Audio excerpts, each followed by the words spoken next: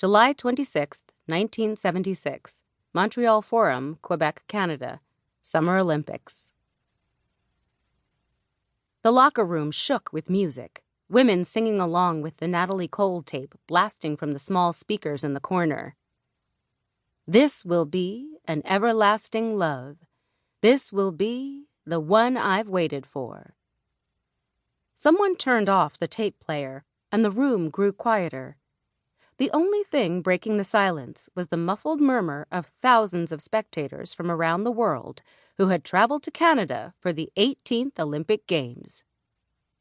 American basketball coach Billy Moore stood before her players in the bowels of the famed Montreal Forum just minutes before her team was to play Czechoslovakia in a game to determine the winner of the silver medal. The women in front of her would go on to become some of the most legendary names in the history of the sport, but at this moment they were still largely unknown.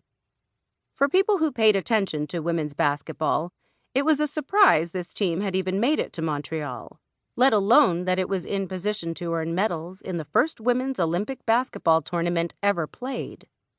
The United States had placed a dismal 8th at the World Championships in Colombia a year earlier, only qualifying for the Olympics in a last-minute tournament for also-rans just 2 weeks before the opening ceremony.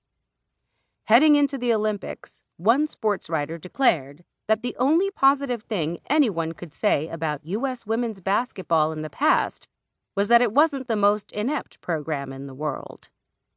Maybe the second or third worst, he wrote, but not the worst. A basketball coach must choose her words carefully in a pregame speech. Just enough motivation, not too much pressure.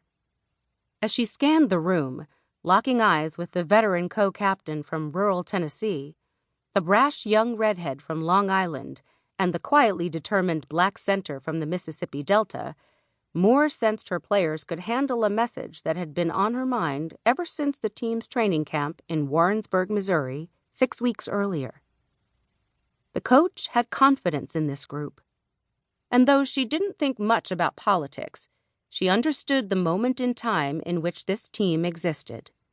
In the summer of 1976, women were demanding rights and opportunities all over the world. The United States had just celebrated its bicentennial on July 4th, a time for Americans to ponder whether all citizens were truly free. Moore knew this game was an important stepping stone on the journey to equality. Pat, Lucia, Annie, Nancy L., Nancy D., Marianne, Sue, Julene, Charlotte, Cindy, Trish, and Gail wouldn't just be playing for themselves, but also for the women before them who had been denied opportunities. They would be playing for the little girls who yearned to hoop, and generations of athletes yet to be born. Rather than calm her players' nerves by telling them to remember this was just another game, no different than any they'd played before, Billy Moore laid it all on the line.